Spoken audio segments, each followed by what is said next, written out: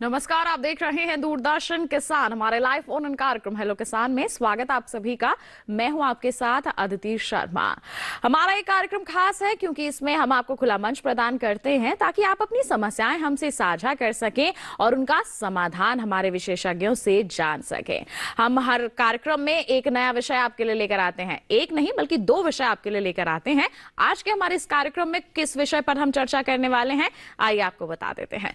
आज के कार्यक्रम में चर्चा होगी यहाँ पर भिंडी की खेती की देखभाल की, किस तरह से आप देखभाल कर सकते हैं, इस पर हम चर्चा करेंगे। साथ ही हम आपको बताएंगे आत्मनिर्भर भारत के लिए उद्यमिता विकास के बारे में। जी हाँ, दोनों ही अहम यहाँ पर विषय हैं। भिंडी की खेती करते हैं, आप कुछ सवाल पूछना चाहते हैं, बेझिझक पूछ सकते हैं। आप उद्यमिता विकास की ओर बढ़ना चाहते हैं तो उससे संबंधित भी सवाल हमसे पूछ सकते हैं। क्या जरिया है? हमारे टोल फ्री नंबर क्या है, आइए बताते हैं। 1800-113060, 1800-113061 हमारे टोल फ्री यानी कि निःशुल्क नंबर हैं, जिस पर आप अगले 1 घंटे के दौरान कॉल करके लाइव अपने सवाल हमसे पूछ सकते हैं, जिनके जवाब आप तक पहुंचाएंगे हमारे विशेषज्ञ। तो आइए परिचय करवा देते हैं। स्टूडियो में मौजूद हैं डॉक्टर श्रवण सिंह। बता दें ये वरिष्ठ वैज्ञानिक हैं, शाकीय विज्ञान संभाग, IRI पूसा, नई दिल्ली में। डॉक्टर सिंह, बहुत बहुत स्वागत आपका। साथ ही बता दें आपको हमारे साथ लाइव जुड़े हुए हैं डॉक्टर पवन शर्मा, ये एसोसिएट प्रोफेसर हैं शेरे कश्मीर कृषि एवं प्रौद्योगिकी विश्वविद्यालय जम्मू में। डॉक्टर शर्मा, आपका भी बहुत बहुत स्वागत है हमारे लाइव फोन इन कार्यक्रम हेलो किसान में।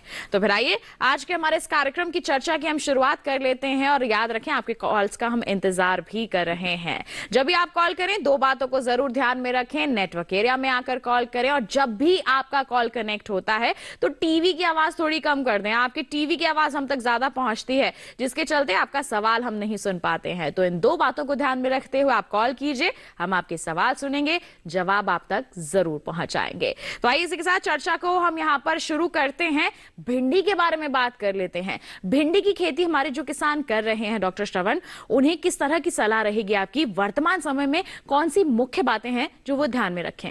हाँ किसान भाइयों, ये जो समय है ये खरीफ जो भिंडी है, जो बरसाती भिंडी है उसका है। इसमें लगभग कई किसानों की फसल है वो 1-1.5 महीने की हो गई है। किसी की कटाई भी शुरू हो गई जिन्होंने थोड़ी अगेती बुआई कर दी थी। इस समय खासकर इस बात का ध्यान रखना है कि जब कटाई करने का समय आता है या फूल बनने की अवस्था होती है तो उचित पानी का प्रबंधन जरूर करें। और जो किसानों की 1-1.5 महीने की फसल हुई है उसमें जो टॉप ड्रेसिंग करनी है, नाइट्रोजन की जो उर्वरक है उसका भी जरूर अभी उपयोग में ले लें। साथ ही खरपतवारों का नियंत्रण भी अच्छी तरीके से करना है, उसके बारे में भी बात की जाएगी इस चर्चा में।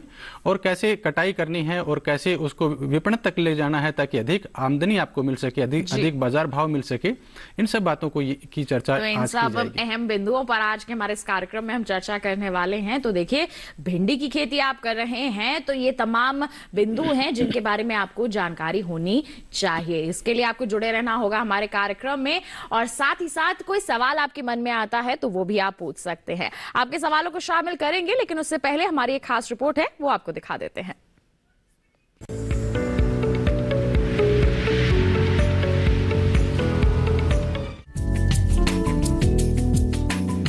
ये मौसम भिंडी की बुआई के लिए अनुकूल है। वैसे तो हमारे देश में भिंडी की 2 पैदावार ली जाती है, एक बरसात में और दूसरी गर्मियों में। उत्तरी भारत के मैदानी इलाकों में बरसात की फसल जून से जुलाई तक बोई जाती है। खरीफ की फसल लेने के लिए 1 हेक्टेयर भिंडी की बुआई के लिए 8 से 10 किलो बीज पर्याप्त है। भिंडी की बुआई करने से पहले खेतों को जोत कर तैयार कर ले। बुआई के 4 सप्ताह पहले खेत में गोबर की खाद मिलाए, खरपतवार को साफ कर ले। बुआई करते समय कतार से कतार की दूरी 30 सेंटीमीटर और पौध से पौध की दूरी 13 से 15 सेंटीमीटर रखें। अच्छी पैदावार के लिए किसान उन्नत किस्मों का चयन करे, जैसे पूसा मखमली, पूसा सावनी, लाल भिंडी और IHR 31 आदि। भरपूर फसल मिले इसके लिए खेत में 100 kilo nitrogen, 60 kilo phosphorus, 50 kilo potash प्रति हेक्टेयर मिलाना चाहिए। बुआई के समय नाइट्रोजन की 1/3 मात्रा मिलानी चाहिए। नाइट्रोजन की बची हुई मात्रा को बड़ी फसल में 2 बार डालें। बारिश के मौसम में जरूरत होने पर ही सिंचाई करें। फसल की अच्छी बढ़वार के लिए खेतों में समय समय पर निराई गुड़ाई करना बेहद जरूरी है। इस मौसम में 4 से 5 निराई गुड़ाई जरूर करें। पहली गुड़ाई 15 से 20 दिन के बाद करें। इसके अलावा फसल को रोगों और कीटों से बचाने के उपाय करें।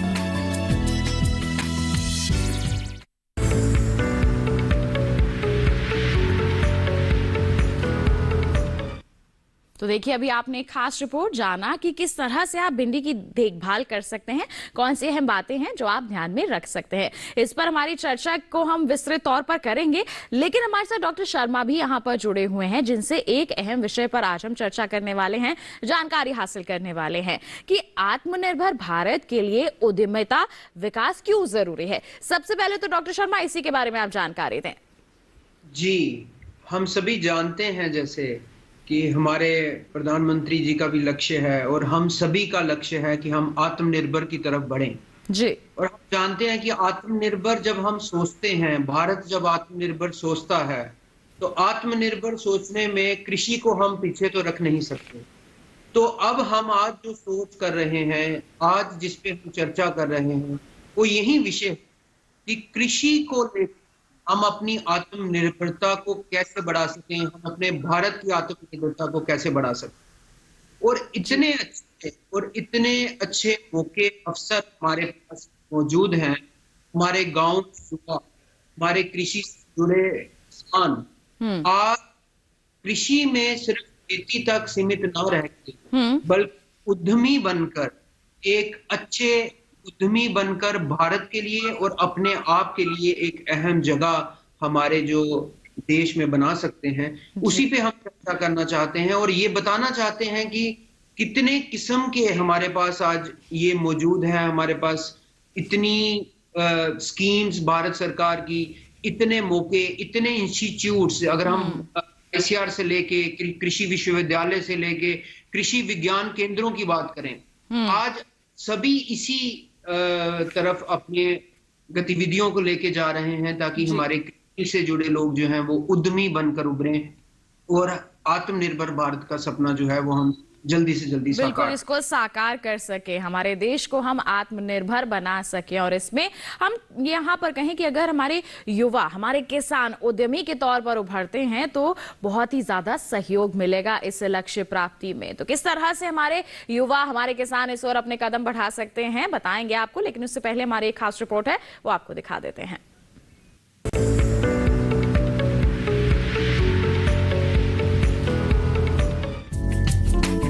खेती में रोजगार की अपार संभावनाएं हैं, जिन्हें पहचान कर आत्मनिर्भर बना जा सकता है।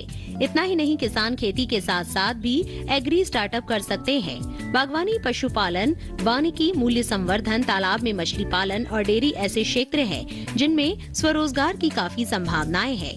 डेयरी क्षेत्र की बात करें तो इसमें आप न सिर्फ दूध बेचकर बल्कि दूध का मूल्य संवर्धन करके भी अच्छा खासा मुनाफा कमा सकते हैं। ऐसे में दूध का मूल्य संवर्धन करना मुनाफे का सौदा बन सकता है। सरकार भी कृषि उद्यमिता को काफी बढ़ावा दे रही है। सरकार की ओर से कई ऐसी योजनाएं चल रही हैं, जिनका फायदा लेकर युवा कृषि क्षेत्र में स्वरोजगार के लिए अपना स्टार्टअप कर सकते हैं। इसके लिए राष्ट्रीय कृषि विकास योजना सहायता करती है।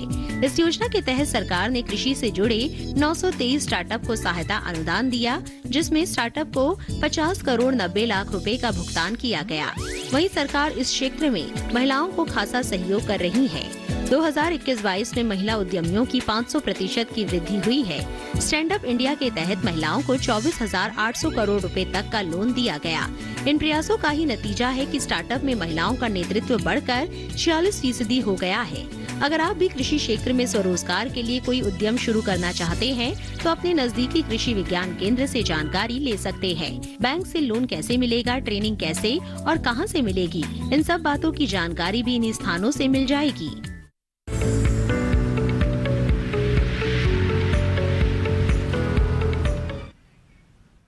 तो देखा अभी आपने एक खास रिपोर्ट के जरिए कि किस तरह से आप उद्यमिता की ओर बढ़ सकते हैं। जी हाँ, आपको यहाँ पर सरकारी सहायता भी मिलेगी, प्रशिक्षण भी मिलेगा, लेकिन उससे पहले आपको सिर्फ एक लक्ष्य निर्धारित करना होगा कि किस दिशा में आप बढ़ना चाहते हैं। उसके बारे में भी आपको यहाँ पर जानकारी दी जाएगी, बताएंगे आपको इसके बारे में विस्तार से। लेकिन आइए यहाँ पर अब मैं पहले डॉक्टर श्रवण का रुख कर लेना चाहती हूँ। डॉक्टर श्रवण, आपने कहा कि इस समय हमारे किसानों के खेतों में भिंडी लगी हुई है, कई किसानों की जो भिंडी है वो पककर तैयार भी हो गई है। तो ऐसे में आप किस तरह से बताएंगे कि हमारे किसानों के खेतों में जो भिंडी लगी हुई है उसमें अगर खरपतवार आ गई है तो किसान क्या करें? हाँ, देखिए, जो सब्जी फसलें हैं सभी में खरपतवार हैं, उनसे पैदावार में काफ़ी कमी होती है और साथ ही गुणवत्ता में भी कमी आती है। जी। यदि भिंडी की बात करें तो यदि समय पे खरपतवारों का नियंत्रण नहीं किया गया, खासकर शुरुआती जो 35-40 दिन का समय होता है उसमें, तो पैदावार में लगभग 25 से 90% तक की पैदावार कम हो सकती है। बहुत बड़ा नुकसान किसान भाई को हो सकता है। इसके लिए समय रहते ही हमें उसके प्रबंधन की विशेष ध्यान रखना है। यदि अभी किसानों की जैसे फसलें हम बात कर रहे हैं कि 1-1.5 महीने की हो गई है, तो उन्होंने 1 या 2 गुड़ाई पहले से कर ली होगी, और अभी यदि नहीं कही है तो अभी गुड़ाई करके थोड़ा मिट्टी चढ़ाने का कार्य अवश्य करें। साथ ही साथ इस बात का ध्यान रखें कि खरपतवार आसपास के क्षेत्र में भी ना हो, क्योंकि कई सारे ऐसे कीड़े होते हैं, ऐसी बीमारियां फैलाने वाले कीड़े हैं, घर में रहते हैं और वो भिंडी में आकर के वो फैलाने का कार्य करेंगे। तो अपने भिंडी के खेत की तो सफाई करें ही खरपतवारों से लेकर के, और साथ ही साथ आसपास का जो क्षेत्र है, जो बाउंड्रीज हैं खेत की, उसमें भी खरपतवार ना होने दें। बिल्कुल, तो देखिए ताकि फसल स्वस्थ रहे। बिल्कुल, अच्छी गुणवत्ता वाली स्वस्थ फसल आपको चाहिए। आपको इस बात का तो जरूर ध्यान रखना होगा कि खरपतवार आपके खेतों में ना हो। इसके लिए समय समय पर आपको यहाँ पर निगरानी बनाए रखनी होगी। थोड़ी ही नजर आती है तो हाथ से ही निकाल लीजिए, निराई गुड़ाई कर लीजिए, या फिर आप कुछ नाशियों का भी इस्तेमाल कर सकते हैं। क्या कर सकते हैं यहाँ पर, किस अवस्था में कर सकते हैं? जो खरपतवार नाशियों की सलाह है किसान भाइयों के लिए, वो भिंडी को बुआई के तुरंत बाद है। जैसे आज बुआई की है किसान भाई ने, तो उसके तुरंत बाद वो छिड़काव कर सकते हैं। इसके लिए 2 बातों का विशेष ध्यान रखना है। जी बिल्कुल, एक तो ये खेत में उचित नमी होनी चाहिए, और दूसरी बात ये कि बुआई जैसे मेड़ी पे करते हैं तो बुआई करने के बाद तुरंत स्प्रे करें, समय ना निकालें उसके लिए, तो उचित नमी रहे और बुआई के तुरंत बाद छिड़काव करें। इसके लिए जैसे पेंडिमेथालिन है, उसका 2.5 लीटर प्रति हेक्टेयर के हिसाब से उसकी सलाह दी जाती है। तो उसकी जैसे स्प्रे करते हैं तो वो लगभग 4 से 5 सप्ताह तक नए खरपतवार जमीन में उगने नहीं देती है। तो उससे वो भिंडी की फसल को उगने के लिए कोई बाधे नहीं करती, वो उसको नहीं रोकती है, लेकिन खरपतवारों को नहीं उगने देती है। तो शुरुआती जो फायदा है किसान भाई को, समय ही बुआई के तुरंत बाद ही इसका इस्तेमाल करने की सलाह दी जाती है। उसके बाद आप ना उसके बाद कोई नासी का, उसके बाद हाथों से ही अगर आप इनका निवारण करेंगे तो आपके लिए यहाँ पर सही रहेगा। बिल्कुल, इसी के साथ बढ़ते हैं आगे। आज के कार्यक्रम के पहले कॉलर हमारे साथ जुड़ गए हैं उत्तर प्रदेश के बाराबंकी से नंद स्वरूप मिश्रा जी। आइए उनका सवाल जान लेते हैं। हेलो, भिंडी में जो एक कबरा रोग लगता है, एक बंगुरा रोग लगता है, तो इस रोग से बचने के लिए हमें कौन सी सावधानी बरती? दूसरी चीज, एक चीज मैं और जानना चाहता हूँ कि पहले जब भिंडी की कटाई होती है तो उसमें 40-50 भिंडी आती है, इसके बाद जब कटिंग कर देता हूँ नई कर ले, कई अगल बगल से निकलते हैं 30-40 भिंडी आती है, तो हमें किस हिसाब से भिंडी लेना चाहिए? जी क्या कहेंगे डॉक्टर चौहान? हाँ देखिए, भिंडी की जो आपने बीमारी बताई थी, थोड़ा सा शुरुआत में सुनाई कम दिया, ठीक है, लेकिन मैं आपको बता दूं कि भिंडी में 2-3 मुख्य बीमारियां हैं। एक तो जो पत्ते हैं वो पीले हो जाते हैं, बीच बीच में हरे दिखाई देते हैं, उसकी सिराएं सब पीली हो जाती हैं, बीच बीच में हरे दिखाई देते हैं। ये एक बीमारी है, इसको जो येलो वेन मोजेक बोलते हैं। इसमें होता क्या है, ये एक विषाणु से फैलता है, और विषाणु को फैलाने का जो कार्य करती है वो सफ़ेद मक्खी करती है। इसके अलावा दूसरा जो एक बीमारी है जिसमें पत्ते सिकुड़ से जाते हैं, उसमें वो भी, उसका भी कारण उसको लीफ इनेशन वायरस बोलते हैं। उसमें भी टेढ़ी मेढ़ी सिराएं बन जाती हैं, पत्ते हो जाते हैं, या जो टहनी है वो भी ऐसी बन जाती है। तो इसका भी कारण एक विषाणु है। इन दोनों के रोकथाम के लिए विशेषकर जो प्रबंधन सलाह दी जाती है वो 2 तरीके की है। एक तो ऐसे प्रभावित पौधों को हटा दें खेत से, ताकि उसका संक्रमण खेत में पूरा ना फैले।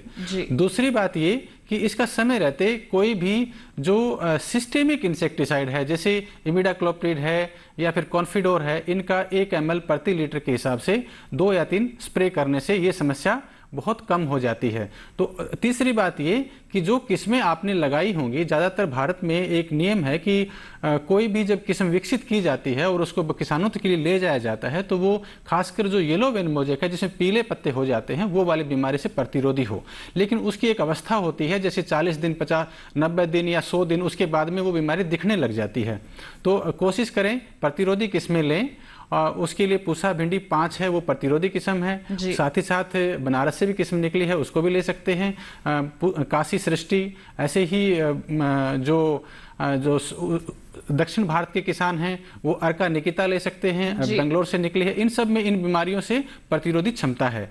तो सलाह ये है किसान भाइयों को कि समय रहते दवाइयों का छिड़काव करें, रोग को पहचान करें और उसके बाद छिड़काव करें। जैसे मैंने 2-3 दवाइयों का नाम लिया यहाँ पे, उनका छिड़काव करके बचा सकते हैं। एक साथ में प्रश्न इन्होंने पूछा था कि जो कटाई की बात थी जी, भिंडी में ये देखना गया है कि शुरुआती जो फर्स्ट कटाई करते हैं उसमें थोड़ा आवक कम होती है और उसके बाद धीरे धीरे ज्यादा बढ़ती है। तो इसके लिए ये तो एक उसका फसल का अपना एक सिस्टम होता है। तो थोड़ा सा जैसे ज्यादा दायरा है तो उसमें इतना मात्रा निकल आती है कि उसको बाजार भेजा जा सके। हाँ, समय रहते कटाई जरूर करें।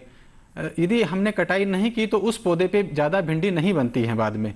तो इस चीज का जरूर ध्यान रखें, चाहे थोड़ी आए लेकिन कटाई जरूर करें। हर तीसरे-चौथे दिन अंतराल पे कटाई करें, ज्यादा बड़ी ना होने दें ताकि आपको बाजार भाव अच्छा मिल सके। जी, तो देखिए नंद स्वरूप मिश्रा जी, 2 सवाल आपने पूछ रहे थे जिनके जवाब हमारे विशेषज्ञ ने आपको दे दिए हैं और साथ ही भिंडी में होने वाले रोगों पर भी इतनी अहम जानकारी सभी से साझा की है। हम उम्मीद करते हैं कि सभी अब जानकारी हासिल कर चुके हैं कि किस तरह के रोग लग सकते हैं और कैसे उनका नियंत्रण आपको करना है। ऐसी ही अहम जानकारियां आप तक और पहुंचाएंगे, लेकिन एक छोटे से ब्रेक के बाद कहीं मत जाइए, देखते रहिए हमारा लाइव फोन इन कार्यक्रम हेलो किसान और बनी रहिए दूरदर्शन किसान पर।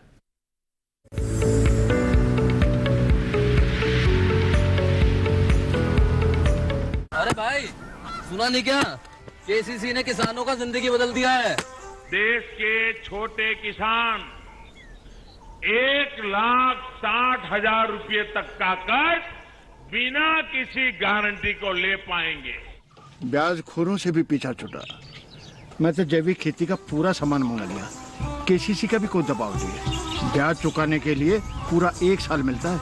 समय पर भुगतान करने पर केवल 4% के सालाना ब्याज पे लोन मिल गया मुझे।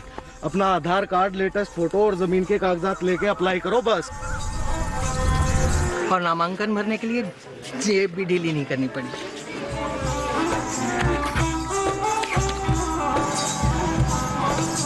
चाचा, उधार चुकाने के 24 घंटे के बाद उतने ही पैसे वापस निकाल सकते हैं। केसीसी ने किसानों की जिंदगी वाकई बदल दी है। तो आप भी किसान क्रेडिट कार्ड अपनाएं और सहजता से ऋण पाएं।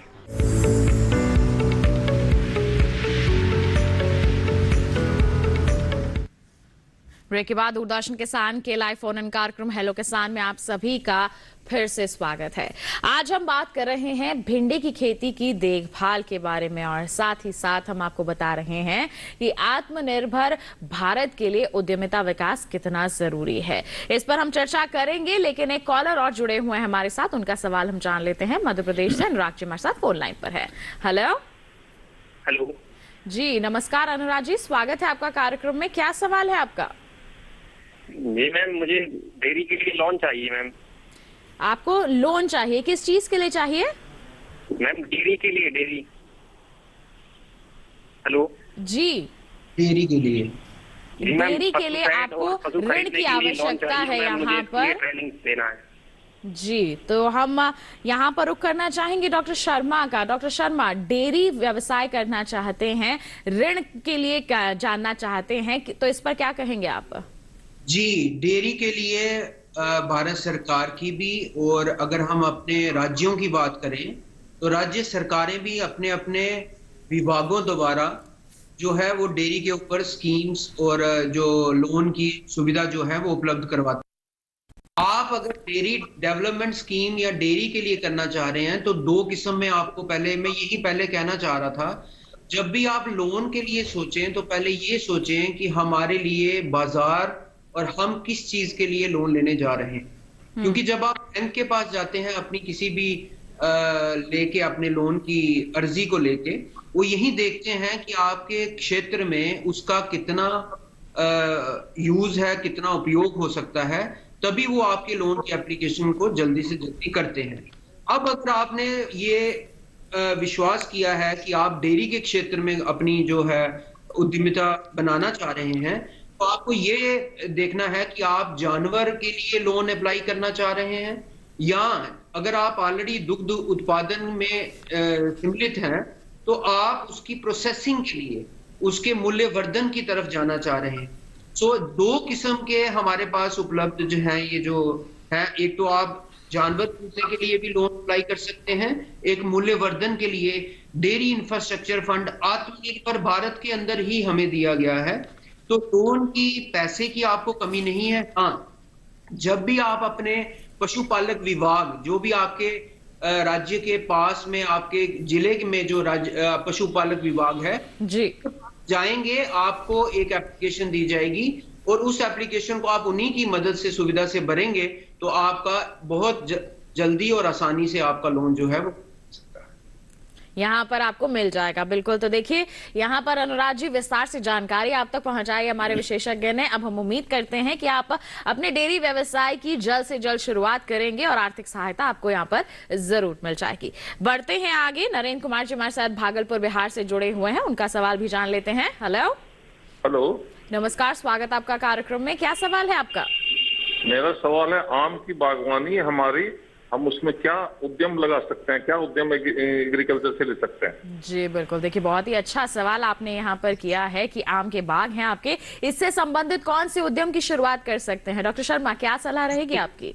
जी, ये बहुत ही अच्छा सवाल है। मैं यही कहना चाहूंगा, हमें अपने अपने क्षेत्र में ये जानना बहुत जरूरी है कि हम किस क्षेत्र में उद्यमिता के विकास के लिए तरफ जाएं। जी, आम की आपने बात करी है तो हमें यही देखना, जैसे मैंने दूध की एक जो बात कही, इसी तरीके से मैं कहना चाहूंगा कि आम भी हम एक तो आम को बेच सकते हैं, अगर तो आम की किस्म आपकी ऐसी है जो अच्छा मूल्य हमें बाजार में दिला सकती है, अच्छी किस्म है और उसका अच्छा बाजार में मूल्य है, तो हमें आम की एक्सपोर्ट के लिए भी जा सकते हैं, हम आम को अच्छे बाजार की तरफ भी लेके जा सकते हैं, तो भी अपने आप में एक उद्यमिता है। दूसरा, जो फलों से लेके अगर मैं कहना चाहूंगा, और भी हमारे किसान भाई सुन रहे होंगे, फलों के केस में हमारा क्या है कि हमारा 15 से 20% तक जो हमारा प्रोड्यूस है, जो हमारा फलों का जो रहता है, वो हमेशा वेस्ट हो जाता है। उसके लिए मूल्यवर्धन का और बहुत ही अच्छी prime minister formulation of micro enterprises करके स्कीम है। हर जिले में भारत सरकार ने एक डिस्ट्रिक्ट रिसोर्स पर्सन को नियुक्त किया है। हाँ। अगर आप उस डिस्ट्रिक्ट रिसोर्स पर्सन की मदद से अपना केस बना के बैंक में अप्लाई कर सकते हैं और किसी भी छोटी मशीनरी को, किसी भी इक्विपमेंट को, किसी भी छोटी इंडस्ट्री को आप स्टार्ट कर सकते हैं, जिससे आप आम का ही, अब आपको ये सोचना है कि आपके क्षेत्र में आम से आप किस चीज की मूल्यवर्धन करना चाह रहे हैं। क्या आम से जूस की तरफ जाना चाह रहे हैं? क्या आम की कोई जेली, कैंडी बनाने की तरफ जा सकते हैं? क्या आम का जो पापड़ बनता है उसकी तरफ जा सकते हैं? तो ये सारी जो आपकी प्रोडक्ट्स हैं, जो सारे आपके पास हैं, ये ऑलरेडी टेक्नोलॉजीज मौजूद हैं आपके पास। आप इसके रिलेटेड ट्रेनिंग करना चाह रहे हैं तो मुफ्त में आपके कृषि विज्ञान केंद्र में आपको स्टार्ट में ट्रेनिंग दी जाएगी कि आप किस मशीनरी को रख सकते हैं, क्या मशीनरी आपको चाहिए। अगर आप जूस बनाना चाह रहे हैं, अगर आप जेली बनाना चाह रहे हैं, अगर आप कैंडी बनाना चाह रहे हैं, तो ये ट्रेनिंग आप बेसिक ट्रेनिंग लेके किसी भी कृषि विज्ञान केंद्र में या कृषि विश्वविद्यालय में, तो स्टार्ट में हमें agricultural skill council of India हमारे पास है, जहां पे 200 घंटे की ट्रेनिंग जो है किसानों को, युवाओं को दी जाती है, चाहे किसी भी क्षेत्र में काम करना चाह रहे हो, तो वो आप जो है किसी से कांटेक्ट करके एक ट्रेनिंग करके, आपके पास डिस्ट्रिक्ट रिसोर्स पर्सन है उस स्कीम में, आप उनसे अप्लाई करके अपना जो छोटा स्तर का पहले इंफ्रास्ट्रक्चर खड़ा कर सकते हैं और आप उद्यमिता को विकास की तरफ बढ़ सकते हैं। बिल्कुल, तो देखिए यहाँ पर आप प्रशिक्षण ले सकते हैं, कई विकल्प हैं आपके पास आम से संबंधित, लेकिन बहुत अहम सलाह है हमारे विशेषज्ञ ने जो अंत में दी है कि जिस भी आप उद्यम की ओर बढ़ाते हैं अपने कदम, उसकी शुरुआत आप पहले छोटे स्तर पर कीजिए। जैसे जैसे आपको सफलता मिलती जाएगी फिर आप उसका विस्तार कर सकते हैं, इससे आपको ही लाभ होगा।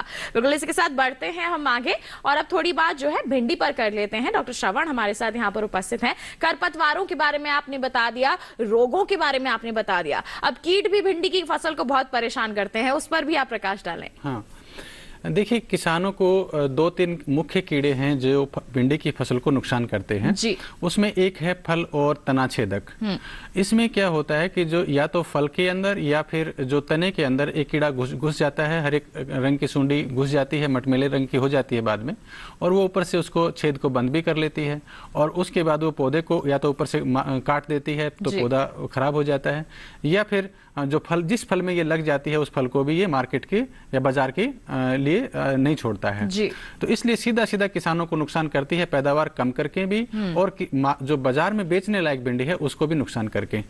दूसरा जो एक कीड़ा है वो है फल छेदक, वो सिर्फ फल के अंदर घुसता है, वो भी एक ऐसे ही टेढ़े मेढ़े फल बना देता है, तो उसका भी बाजार भाव नगण्य हो जाता है। इन दोनों कीड़ों को समय रहते इनकी ये जरूर पहचान करनी है कि खेत में भिंडी के इसका प्रकोप हुआ या नहीं। इसके लिए जो फिरोमोन ट्रैप्स आते हैं, लगभग 10 फिरोमोन ट्रैप्स प्रति एकड़ के हिसाब से किसान भाइयों को लगाने चाहिए। इसमें फायदा ये रहता है कि ये पता चल जाता है कि कीड़ा आया या नहीं आया। यदि जैसे ही उसमें ट्रैप में कोई कीड़ा दिखता है, एक पता चल जाता है, तो उसी समय किसानों को प्रथम स्प्रे कर देना चाहिए। इसके लिए जैसे स्पाइनोसाइड 3 ml या 3 मिलीलीटर 10 लीटर पानी में घोल बना करके एक छिड़काव करें और ज़रूरत पड़ने से 7 या 10 दिन के अंतराल पे फिर से करें। ये सब प्रक्रिया जैसे फल कटाई करनी है उससे पहले करने हैं, लगभग 7 या 10 दिन पहले, ताकि जो हमें टाइम चाहिए जो फल काटने के समय उतना समय मिल जाए, ताकि उन फलों में ये जो दवाई छिड़कते हैं उसका असर ना जाए। साथ ही साथ यदि जिनके पास स्पाइनोसाइड नहीं है वो एंडोक्सिकार्प ले सकते हैं 1 ml प्रति लीटर के हिसाब से, तो इन दोनों दवाइयों का स्प्रे कर सकते हैं। साथ ही साथ जैसे एक बात हुई थी कि जो ट्राइकोग्रामा चिलोनिस के नाम से भी आता है और एक हार्जिनम के नाम से आता है, इसके 50,000 यदि अंडे प्रति एकड़ में छोड़ते हैं तो वो इतने फैल जाते हैं कि ये जो कीड़े हैं इनको ज़्यादा पनपने नहीं देते। तो ये हमारे लिए जो मित्र कीट का या मित्र जो जीव है वो काम करते हैं हमारे उन कीड़ों के, फसल के कीड़ों के विरुद्ध में। साथ ही साथ कई बार जैसे हम लोग अभी बात कर रहे थे, एक किसान भाई का फोन था उस पर कि कुछ बीमारियां आती हैं, तो उनके लिए भी कीड़े जिम्मेदार होते हैं। एक जो कीड़ा है वो व्हाइट फ्लाई जो सफेद मक्खी होती है वो, और साथ ही साथ एक जेसिड होता है जो हरे रंग का होता है, जो पत्तों के ऊपर चिपका रहता है, वो भी बड़ा भिंडी को नुकसान करता है। तो ये दोनों रस चूसने वाले कीड़े हैं। इन दोनों के लिए जो रस चूसने वाले जो कीड़ों को मारने की दवाई है जिनको सिस्टेमिक इंसेक्टिसाइड कहते हैं, जैसे कॉन्फिडोर है या फिर इमिडाक्लोप्रिड है, इनका स्प्रे किसान भाई कर सकते हैं 1 ml प्रति लीटर के हिसाब से। इन बातों का जरूर ध्यान रखें कि कोई भी खरपतवार जो कीटनाशी है उनका जो छिड़काव करते हैं उसके बाद और कटाई के मध्य कम से कम 7-8 दिन का अंतराल रहे। बिल्कुल, तो ये बहुत अहम बात है कि जब आप कटाई करने के बारे में सोच रहे हैं उससे 7-8 दिन पहले ही आप किसी भी तरह का कोई कीटनाशी या फिर कोई भी दवाई का इस्तेमाल ना करें, ताकि हम आपकी जो फसल है, आपकी जो उपज है, उस पर किसी तरह का कोई प्रभाव ना पड़े। आइए इसके साथ बढ़ते हैं आगे। बिहार से हमारे साथ रमेश जी फोन लाइन पर जुड़े हुए हैं, उनका सवाल जान लेते हैं। हेलो, नमस्कार, स्वागत आपका कार्यक्रम में। क्या सवाल है आपका? जी मेरा 2 सवाल है। मैं एक तालाब लीज पर ले हुए हैं 1 एकड़ का, उस पर लोन लेना चाहता हूँ, क्या मिलेगा? और दूसरा सवाल है गाय पालन के लिए। जी, क्या सवाल है गाय पालन से संबंधित? जी मैंने लोन लेना है, दोनों में से कोई जी। आप एक तो तालाब निर्माण, आपके पास तालाब है, उसको बनवाना चाहते हैं आप? तालाब निजी तालाब नहीं है, वो मैंने लीज पर लिए हुए हैं।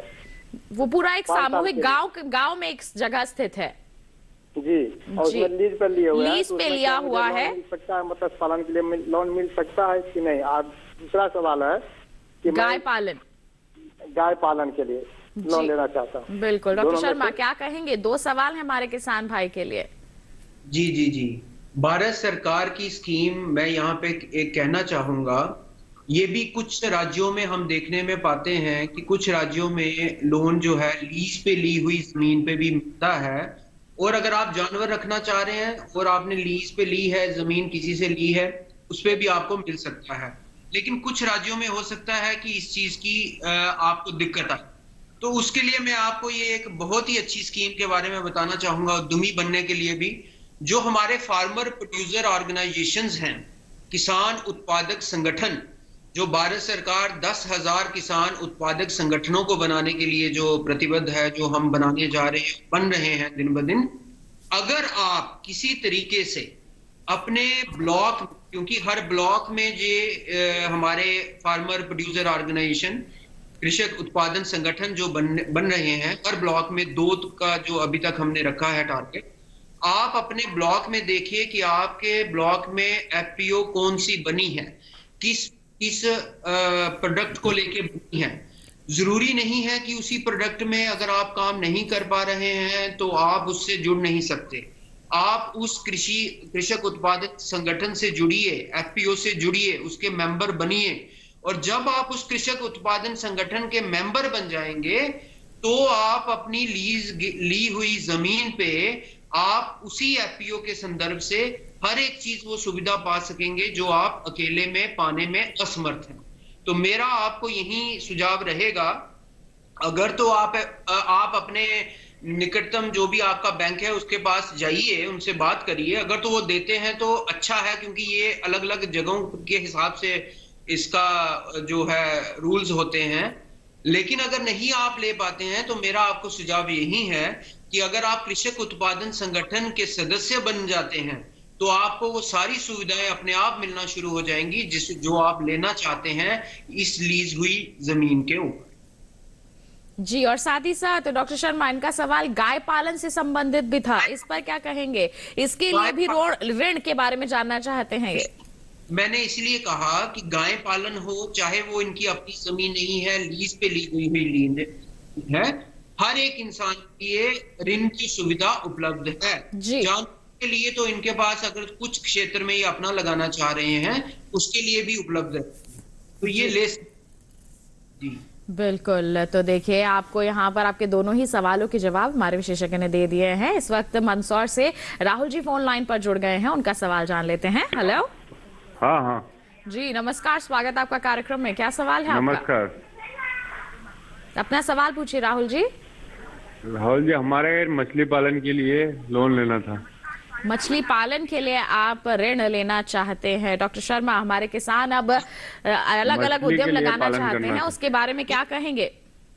देखिए, मैं यही बताना चाहूंगा, क्योंकि किसान भाई जो है वो हमेशा ऋण को लेके जो है वो हमेशा दिक्कतों में रहते हैं, क्योंकि हम कुछ चीजों को, मैं यहाँ पे आज किसान भाइयों को यही कहना चाहूंगा कि जब हम ऋण की बात करते हैं तो कई बार हमें दिक्कतें आ जाती हैं और हम सोचते हैं कि हमारे पास कोई स्कीम नहीं जिससे हम फायदा उठा सकें। जी, मेरा सुझाव यही है कि स्कीम हर एक चीज के लिए है, मछली पालन के लिए भी है, गाय पालन के लिए भी है। हमें सिर्फ ये करना है कि हमें अपने प्लान को लेके चलना है। जब हम किसी बैंक के पास जाते हैं और हम सीधा ये बात कह देते हैं जी हमें लोन चाहिए, तो बैंक वाले जो है उनके कुछ सिद्धांत हैं, वो भी देखते हैं कि हमने किस पर्सन के लिए लोन देना है। सो हमें ये पहचानना पहले बहुत जरूरी है। अगर हम उद्यमी की बात कर रहे हैं, अगर हम ये कह रहे हैं, हम ये नहीं कह रहे कि हमें वही किसानी की तरफ बढ़ना है जो हम पहले से करते आए हैं। अगर हम कह रहे हैं कि हमें किसान उद्यमी बनना है, तो उद्यमी बनने के लिए सबसे पहला सिद्धांत ये है कि क्या हम जानते हैं कि हमारे जो हम लोन पे, ऋण पे जो हम पैसे आएंगे उसको कमा के हम वो ऋण वापस कैसे कर पाएंगे। सो ये जो प्लान है ये हमारे हर किसान उद्यमी के दिमाग में होना चाहिए। बाकी रही बात की मछली पालन के लिए, तो मैं आपको बता दूं, आत्मनिर्भर भारत की स्कीम जो हमारे प्रधानमंत्री जी ने जो अनाउंस की थी, उसमें प्रधानमंत्री मत्स्य संपदा योजना का 30,000 करोड़ का जो है वो रखा गया है प्रावधान, जिसमें मछली पालन से जुड़े उद्योगों को ही ऋण के लिए दिया गया है। अब अगर हम जो उसकी जो एप्लीकेशन का जो सिद्धांत, जो एप्लीकेशन के लिए जो कागज हैं, क्या हमारे पास पूरे उपलब्ध हैं?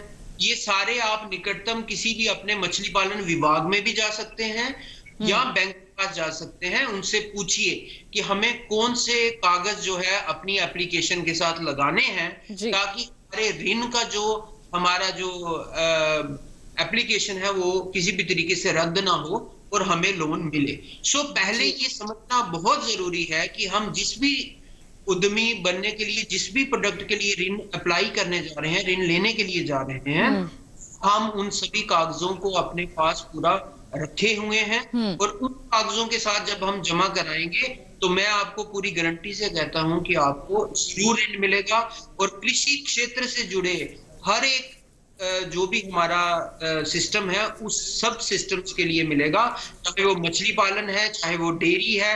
अगर मैं इन्हीं की बात के साथ कहना चाहूंगा, agriculture infrastructure fund 1 lakh crore का फंड है, उसमें अब है क्या, उसमें ये है अगर जो हमारे किसान भाई जो खेती करते हैं, चाहे वो भिंडी लगा रहे हैं, टमाटर लगा रहे हैं, चाहे वो फल लगा रहे हैं, क्या उनके पास उसको प्राइमरी प्रोसेसिंग यानी कि साफ सफाई करके उसको पैकेजिंग करके, क्या उनके खेत में ये इतना सा क्या स्ट्रक्चर है कि वो अच्छे तरीके से अपने माल को बाजार में ले जाए?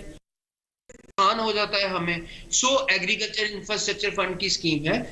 अब हम किस क्षेत्र में जाना चाह रहे हैं? बिल्कुल, तो हमारे किसान अब यहाँ पर लाभ ले सकते हैं। देखिए, आप लगातार हमें बता रहे हैं, हमारे किसानों को जानकारी दे रहे हैं कि देखिए आपको आर्थिक सहायता भी यहाँ पर मिलेगी, लेकिन इसके लिए आपको भी यहाँ पर रहना होगा। जितने कागजातों की जरूरत है वो तैयार रखिए। हमारे विशेषज्ञ ने कहा ही है कि निश्चित तौर पर आपको मिलेगा, लेकिन पूरी प्रक्रिया आपको यहाँ पर निभानी होगी, पूरी प्रक्रिया को फॉलो करना होगा। हम इसे ही जानकारी आपको बताएंगे किस तरह से आप और आत्मनिर्भरता की ओर बढ़ सकते हैं, भिंडी की देखभाल और बेहतर तरीके से किस प्रकार कर सकते हैं, इन बातों के बारे में आपको बताएंगे। लेकिन अभी रुक रहे हैं एक और छोटे से ब्रेक के लिए। कहीं मत जाइए, देखते रहिए हमारा लाइव फोन इन कार्यक्रम हेलो किसान और बने रहिए दूरदर्शन किसान पर।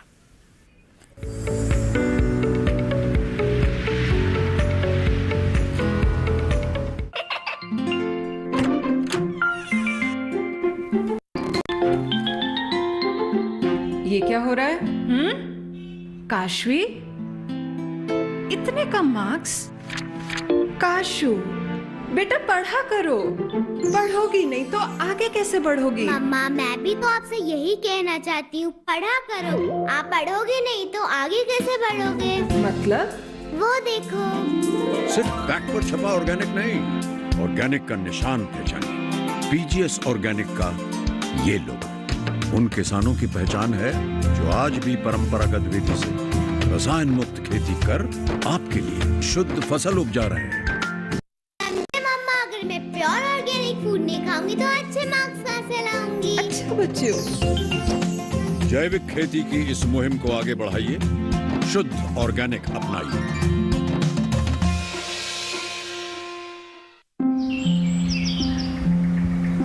अरे अरे अरे क्या कर रहे हैं?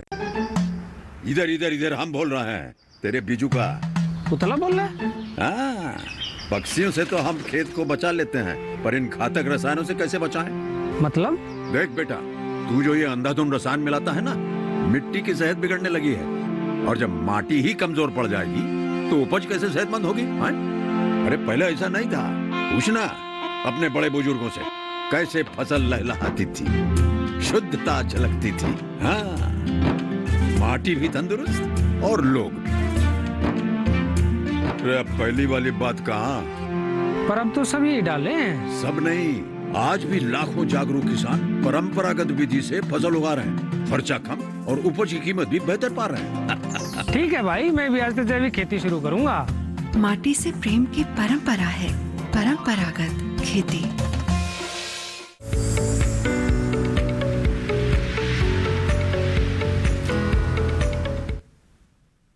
ब्रेक के बाद दूरदर्शन किसान के लाइव फोन इन कार्यक्रम हेलो किसान में आप सभी का फिर से स्वागत है। बात कर रहे हैं हम भिंडी की देखभाल और आत्मनिर्भर भारत के लिए उद्यमिता विकास के बारे में। कोई सवाल है आपके मन में तो बेझिझक अपना फोन उठाइए। आप हमारे टोल फ्री नंबर पर कॉल कर सकते हैं, अपने सवाल हमसे साझा कर सकते हैं। और बता दें, मध्य प्रदेश से इस वक्त गंगा जी फोन लाइन पर जुड़े हुए हैं, जान लेते हैं उनका क्या सवाल है। Hello hello hello, Ganga Singh ji, आपको आवाज मिल रही है? हेलो, गंगा सिंह जी की आवाज हम तक नहीं पहुंच पा रही है, जिसके चलते हम उनका सवाल नहीं सुन पा रहे हैं। कोई बात नहीं, आप दोबारा ट्राई कीजिए। जैसे ही आपका दोबारा कॉल कनेक्ट होगा, हम आपके सवाल को सुनेंगे, उसके जवाब को आप तक जरूर पहुंचाएंगे। फिलहाल हम बढ़ते हैं आगे और यहाँ पर डॉक्टर श्रवण का मैं रुख करना चाहूंगी, भिंडी के बारे में बात करना चाहूंगी। बरसात के मौसम में भिंडी लगाई है हमारे किसानों ने, लेकिन अब धीरे धीरे हम कहें तो कुछ क्षेत्रों में बरसात कम हो रही है, लेकिन कई क्षेत्रों में ज्यादा भी हो रही है। ऐसे में जल के प्रबंधन के बारे में क्या कहेंगे? देखिए, ज्यादातर सब्जियों में देखा गया है कि जो बारिश अधिक होती है या जल भराव की स्थिति होती है, वो किसी भी फसल के लिए अच्छी नहीं होती है, और भिंडी भी उनमें से एक फसल है। और खासकर ये देखा गया कि यदि जल भराव की स्थिति है तो पैदावार बहुत कम हो जाती है। उससे ये नकारात्मक प्रभाव होता है फसल के ऊपर। और दूसरी बात ये कि यदि किसी क्षेत्रों में बारिश बहुत कम होती है और वहाँ पानी की कमी हो जाती है, और ख़ासकर यदि ये कमी फूल बनने के बाद होती है तो सीधा सीधा असर पैदावार पे भी होता है, और साथ ही साथ जो भिंडी बनती है, जो फल बनते हैं, उसकी गुणवत्ता पर भी होता है। तो इसलिए ये विशेषतः ध्यान रखें किसान भाई कि हर 4-5 दिन बाद के अंतराल पर पानी उचित मात्रा में भूमि में रखें। यदि जमीन में उचित मात्रा में पानी है तो पौधे तक जाएगा और फल तक जाएगा, तो बहुत अच्छी गुणवत्ता की भिंडी बनेगी और साथ ही साथ पैदावार भी बढ़ेगी। क्योंकि ये देखा गया 90% से ज्यादा तो भिंडी में पानी होता है, तो यदि पानी की कमी होगी तो फल में भी पानी की कमी झलकेगी और जो कि बाजार भाव कम मिलेगा। तो इस बात का जरूर ध्यान रखें। खेत में पानी ना खड़ा होने दें, तुरंत जल निकास की व्यवस्था करें, और जिन क्षेत्रों में पानी कम है या जहां सिंचाई बारिश नहीं हो रही है, तो उन क्षेत्रों में 4 या 5 दिन के अंतराल पर विशेषतः ये सिंचाई की व्यवस्था जरूर करें। एक बात और कि यदि कहीं पानी कम है और किसान भाई नहीं दे पा रहे हैं, पानी कम है, तो उस क्षेत्रों में ड्रिप इरिगेशन का भी इस्तेमाल कर सकते हैं। उससे लगभग काफी मात्रा में पानी का बचाव होता है। साथ ही साथ यदि जो मल्चिंग करते हैं सूखी घास से या इनसे, उनसे भी पानी का बचाव होता है, पानी कम देना पड़ता है, साथ ही साथ पैदावार भी बढ़ती है। ये दोनों चीजें भी किसान भाई इस्तेमाल में ला सकते हैं। बिल्कुल। तो देखिए, जल प्रबंधन बहुत जरूरी है भिंडी की फसल में, और किस तरह से आपको करना है हमारे विशेषज्ञ ने आपको जानकारी दे दी है। इसी के साथ आइए बढ़ते हैं आगे, और अब डॉक्टर शर्मा का मैं रुख करना चाहूंगी। डॉक्टर शर्मा, आपने यहाँ पर कुछ देर पहले जिक्र किया कि एफपीओ बना करके हमारे जो किसान हैं वो उद्यम लगा सकते हैं, और साथ ही साथ कई तरह की स्कीम्स भी इस दिशा में चलाई जा रही हैं। पहले तो आप एफपीओ निर्माण के बारे में बताएं और फिर कुछ स्कीम्स पर भी यहाँ पर प्रकाश डालें। जी, ये आपका बहुत अच्छा प्रश्न है, क्योंकि अगर हम अपने किसानों के भविष्य की तरफ देख रहे हैं, भारत के किसानों के भविष्य की तरफ, तो ये मैं बताना चाहूंगा कि कृषक उत्पादन संगठन जो एफपीओज हैं, उनका बहुत बड़ा रोल रहने वाला है। अभी किसान भाई बात कर रहे थे कि हमें ऋण के लिए जाना है, या मैं डेयरी लगाना चाह रहा हूँ, मछली लगाना चाह रहा हूँ। मैं ये बताना चाहूंगा कि आप ये हमेशा देखने में आया है, जब एक किसान जब किसी स्कीम की मदद के लिए या बैंक के लिए या किसी विभाग के पास जाएंगे, तो एक किसान के लिए कोई स्कीम जो देना वो बहुत मुश्किल हो जाता है किसी भी विभाग के लिए, क्योंकि उसमें किस्त जो है वो थोड़ा सा अधिक रहता है। जब हम एफपीओज की बात कर रहे हैं तो हम कम से कम 300 किसानों की बात कर रहे हैं। क्यों? क्योंकि एफपीओज तब बनती हैं जब हमारे जो प्लेन के जो राज्य हैं, प्लेन राज्य हो गए, जो मैदानी इलाके के जो राज्य हैं, हमारे वहां 300 किसान मिलके जो है एक एफपीओ का निर्माण करते हैं। और ये एक ब्लॉक में जो है अभी जो रखा गया है, 2 एफपीओ बनाने का जो वो रखा गया है, लेकिन एक ब्लॉक में एक एफपीओ तो अभी से मुझे लग रहा है हमारे पूरे देश में जो है बन चुकी है। और उस एफपीओ को हम किसी प्रोडक्ट को लेके बनाते हैं जिसमें हम और भी काम उसमें जोड़ सकते हैं। और अगर हम पहाड़ी क्षेत्रों की बात करें तो वहां पे ये 100 किसान रह जाते हैं। 100 किसानों से भी एक एफपीओ का निर्माण हो सकता है। अब आप कहेंगे कि एफपीओ बनाने से किसानों को क्या लाभ होगा, तो मैं यही बताना चाह रहा हूं कि जो किसान अगर अकेले में ऋण नहीं ले पा रहे हैं क्योंकि वो भूमिहीन है, जो लैंडलेस हैं, जिनके पास जमीन नहीं है इतनी कि वो अपने आप को कृषक के रूप में बता पाए, यदि वो इन एफपीओज का सदस्य बन जाते हैं, अगर जिनके पास छोटे सीमांत किसान जो हैं वो इन एफपीओज के सदस्य बन जाते हैं, तो एफपीओज जो 300 या 100 किसानों का संगठन है, जब वो बड़े से बड़े स्कीम के लिए किसी विभाग, किसी बैंक के पास अप्लाई करता है, तो वो बहुत आसानी से उनको वो ऋण भी मिलते हैं। उन स्कीम्स के अंदर उनको जितने भी जो फायदे हैं उन स्कीम्स के, उन एफपीओज को मिलते हैं।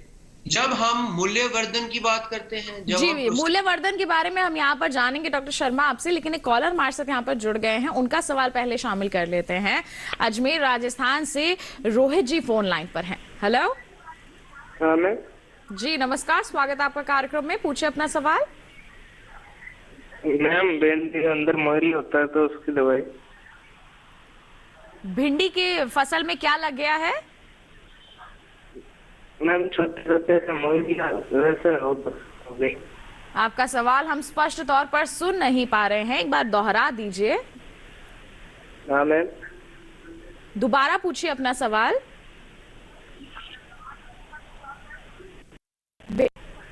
जी, जहां तक हम समझ पा रहे हैं मोइल हो रहा है तो उसकी दवाई। जी, हरे रंग का कोई कीड़ा लग गया है भिंडी की फसल में, जहां तक हम समझ पा रहे हैं। डॉक्टर श्रवण क्या कहेंगे ऐसे में? हाँ, ये वही कीड़े हैं जो अभी हमने चर्चा की थी। एक तो जो फल और तना छेदक की बात की थी और एक फल छेदक की बात की थी। हमने 2 कीड़ों की बात की थी। आप शायद उन्हीं में से किसी कीड़े की बात कर रहे हैं जो शुरुआती अवस्था में जिसकी सुंडी हरे रंग की सी होती है, हल्के हरे रंग की होती है। इसमें जैसे बात की थी कि जो फल के अंदर घुस जाते हैं और फलों को खराब कर देते हैं, बाजार के लायक नहीं छोड़ते हैं, और साथ ही साथ यदि किसी तने में घुस जाते हैं, ऊपर की सिराओं में, ऊपर की कोंपल में घुस जाते हैं तो भिंडी को बढ़ने भी नहीं देते हैं, वहाँ से भी नुकसान करते हैं।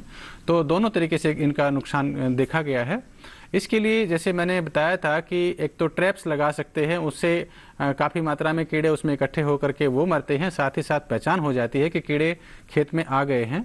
और जिन किसानों की ऐसी समस्या पता चल जाए ऐसा है तो उसके लिए 2 तरीके अपनाए जा सकते हैं। खासकर एक तो ये कि कोई बायोलॉजिकल कंट्रोल मेजर्स हैं, जैसे कि जैविक नेचुरल फार्मिंग की बात करते हैं, जैविक खेती की बात करते हैं, तो उसकी ट्राइकोग्रामा करके एक कार्ड्स आते हैं, उसके हम लगभग 50,000 अंडे प्रति एकड़ में लगा देते हैं, तो वो इन कीड़ों को ख़त्म करने का काम करते हैं। साथ ही साथ यदि वो नहीं उपलब्ध हो पा रहे हैं और फसलें नुकसान हो रहा है फसल में, तो उसके लिए जैसे स्पाइनोसाइड है या कॉन्टेक्ट वाले जो इंसेक्टिसाइड्स हैं उनका आप स्प्रे कर सकते हैं। जैसे स्पाइनोसाइड का मैंने बात किया, 3 मिलीलीटर 10 लीटर में घोल बना के, या इंडोक्सिकार्ब का 1 ml 1 मिलीलीटर 10 लीटर पानी में घोल बना करके आप छिड़काव करवा सकते हैं। इस बात का जरूर ध्यान रखें कि जो टाइम चाहिए जो कटाई से पहले और छिड़काव में 7-8 दिन का अंतराल जरूर रखें। तो ये बात आप जरूर ध्यान में रखें। और कौन सा कीड़ा लगा है इसके बारे में हमारे विशेषज्ञ ने आपको बता दिया है, कैसे आपको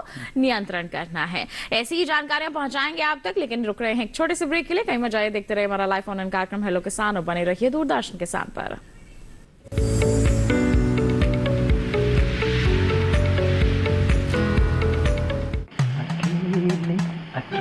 अरे वाह भैया, अकेले अकेले।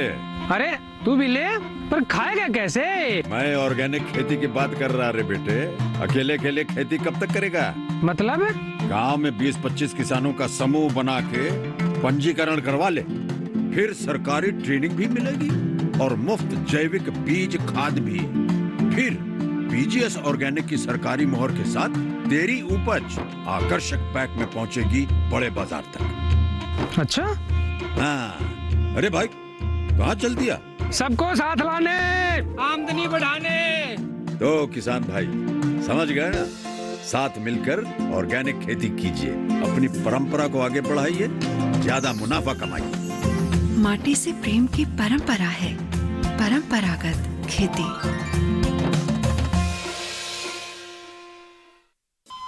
अरे सुन तो। मुझे क्या सुनाना चाहते हो? जो सुनाओ मेरी सौतन को। किसको? अरे वही तुम्हारा मोबाइल फोन जिससे सुबह शाम दिन रात चिपके रहते थे और कहते थे किसान कॉल सेंटर से बातें हो रही हैं। अच्छा ये बात है। हाँ क्यों, क्या हुआ? अब बात नहीं होती क्या? अब तो झट से बात हो जाती है। ऐसा क्या? हाँ, अब तो ज्यादा लाइनें और खास तकनीक के कारण खेती के माहिरों से तुरंत बात हो जाती है। और अगर कभी लाइन व्यस्त हो तो अपनी समस्या फोन पर रिकॉर्ड करा दो, वहाँ से फोन आ जाता है और समस्या की हल का मैसेज भी आ जाता है। ये देखो आ गया। अरे वाह, इसका मतलब इंतजार की घड़ी अब खत्म। हाँ। तभी मैं सोचूं कि आजकल मुझ पर इतना प्यार क्यों आ रहा है। कृषि संबंधी समस्याओं का अपनी भाषा में तुरंत हल पाने के लिए पूरे भारत में किसी भी फोन से हेल्पलाइन नंबर पर संपर्क करें। किसानों का दोस्त किसान कॉल सेंटर।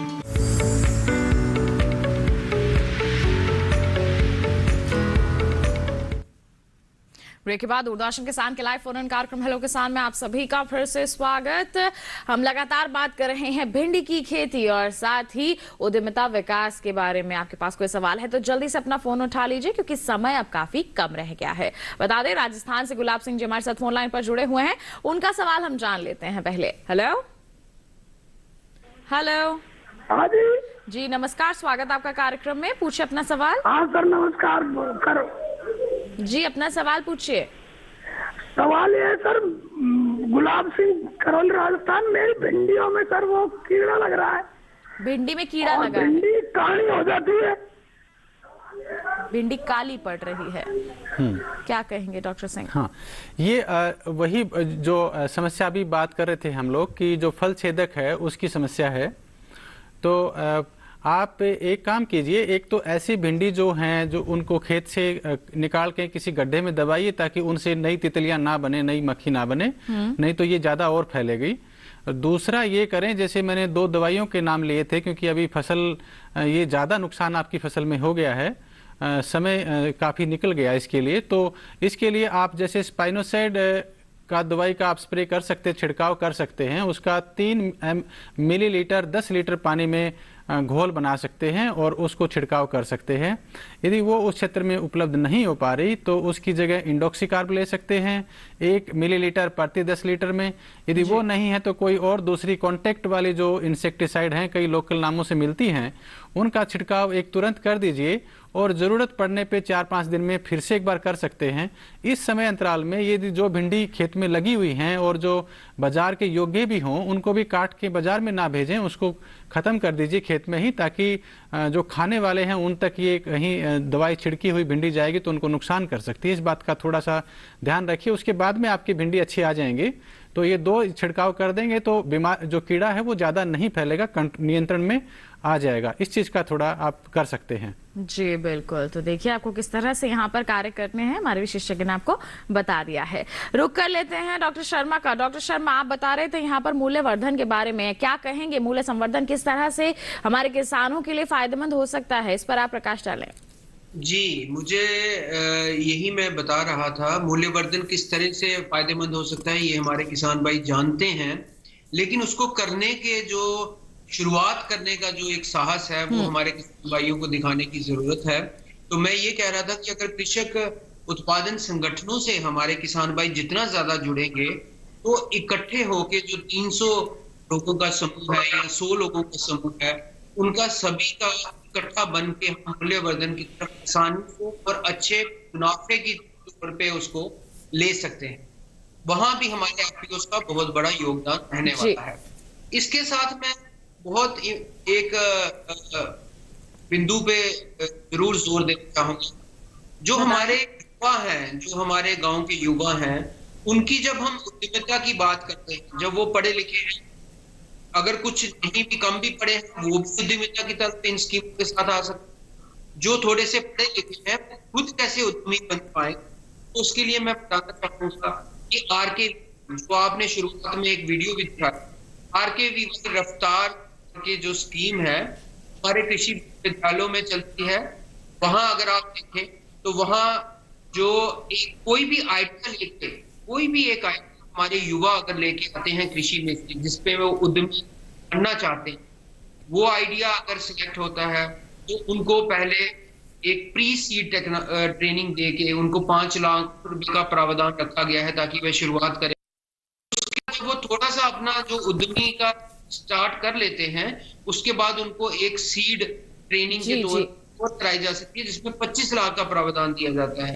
तो एक आइडिया हमारे युवाओं को, जो हमारे गांव के युवा हैं, वो एक आइडिया लेके कृषि में से अगर आते हैं, बिल्कुल, तो हमारे युवा भी इस ओर बढ़ सकते हैं और देखिए उनको फायदा भी मिलेगा और साथ ही साथ यहाँ पर सहायता भी मिलेगी। वो खुद के लिए रोजगार तो यहाँ पर उत्पन्न करेंगे ही, साथ ही साथ अन्य लोगों को भी रोजगार के अवसर प्रदान करने में यहाँ पर सक्षम हो जाएंगे। तो बिल्कुल हमारे किसान जब आत्मनिर्भर होंगे तो देश भी हमारा आत्मनिर्भर जरूर होगा। बिल्कुल डॉक्टर शर्मा, आपका बहुत बहुत धन्यवाद हम देना चाहेंगे। आप हमारे साथ जुड़े, इतनी अहम जानकारियां आपने साझा की, हमारे किसानों के सवालों के जवाब पहुंचाए उन तक, बहुत बहुत धन्यवाद आपका। और साथ ही हमारे साथ यहाँ पर डॉक्टर श्रवण उपस्थित हैं। डॉक्टर श्रवण, अंतिम सवाल आपसे लेना चाहूंगी, कटाई करते समय किस बात का ध्यान रखें हमारे किसान, आप जल्द से बता दें। हाँ, मैं इसकी कटाई के साथ साथ एक बात जो छूट गई थी जी। महत्वपूर्ण, जो उर्वरक प्रबंधन है, जो खासकर उसके ऊपर भी विशेष ध्यान किसान भाई दें, क्योंकि अच्छी यदि फसल है तो उसके लिए एक मुख्य कारण है उचित मात्रा में पोषक तत्व होना जमीन में। पोषक तत्वों का यहाँ पर प्रबंधन तो करना बहुत जरूरी ही है। तो बिल्कुल, क्या कर सकते हैं किसान, जल्द से बता दें। उसके लिए जैसे कहा गया है कि 150 किलोग्राम नाइट्रोजन और 50 किलोग्राम फास्फोरस और 50 किलोग्राम पोटास देने की आवश्यकता रहती है। फास्फोरस और पोटास और आधी नाइट्रोजन की मात्रा शुरुआत में दे दी होगी, लेकिन अब बची हुई आधी मात्रा है उसको 1-1.5 महीने के बाद में आप छिड़काव दे करके दें। यहाँ पर तो देखिए, यहाँ पर आप प्रबंधन इस तरह से कर सकते हैं, भिंडी की बेहतर तरीके से देखभाल कर सकते हैं। बहुत बहुत धन्यवाद देना चाहेंगे आपका डॉक्टर श्रवण, आप हमारे साथ जुड़े, आपने हमारे किसानों को जागरूक किया भिंडी की देखभाल के प्रति। बहुत बहुत धन्यवाद आपका। तो किसान भाइयों बहनों, भिंडी की खेती की देखभाल के बारे में आपने जाना, उद्यमिता विकास के बारे में आपने जाना। हम उम्मीद करते हैं कि आज का कार्यक्रम आपके लिए जरूर लाभकारी साबित हुआ होगा। अगले कार्यक्रम में क्या विषय लेकर आने वाले हैं बता देते हैं आपको। अगले कार्यक्रम का विषय रहेगा मखाना की खेती। जी हाँ, इस पर हम विस्तृत चर्चा करेंगे और साथ ही आपको बताएंगे अगेती मटर की बुआई और उसकी किस्मों के बारे में। तो ये दोनों ही अहम विषय रहने वाले हैं अगले कार्यक्रम के। कोई सवाल है तो ईमेल कीजिए, ईमेल आईडी है hellokisan2015@gmail.com। फेसबुक के जरिए भी आप जुड़ सकते हैं। फेसबुक पर जाइए, हिंदी में टाइप कीजिए आप हेलो किसान, वहां हमारा पेज खुल जाएगा, आप अपने सवाल पोस्ट कर सकते हैं। साथ ही कॉल सेंटर नंबर भी है 1800-11306, जिस पर सोमवार से शनिवार सुबह 6 बजे से रात के 10 बजे तक आप कॉल करके अपने सवाल रिकॉर्ड करवा सकते हैं, जिन्हें हम कार्यक्रम में जरूर शामिल करेंगे। और हमारे लाइव फोन इन जो हमारे टोल फ्री नंबर हैं वो तो रहेंगे ही, जिससे आप कार्यक्रम के दौरान हमसे सवाल साझा कर सकते हैं। और बता दें आपको, QR कोड आपको टीवी स्क्रीन पर दिखाया जा रहा है, इसे आप स्कैन कर लीजिए, सीधा पहुंच जाएंगे हमारे यूट्यूब चैनल पर और हमारे हेलो किसान के जो एपिसोड्स हैं आप देख सकते हैं, पुनः जानकारियां हासिल कर सकते हैं। तो इसी के साथ आज के लिए बस इतना ही। अगले अंक में होगी आपसे मुलाकात, तब तक के लिए हमें दीजिए इजाजत, लेकिन आप बने रहिए दूरदर्शन किसान पर। नमस्कार।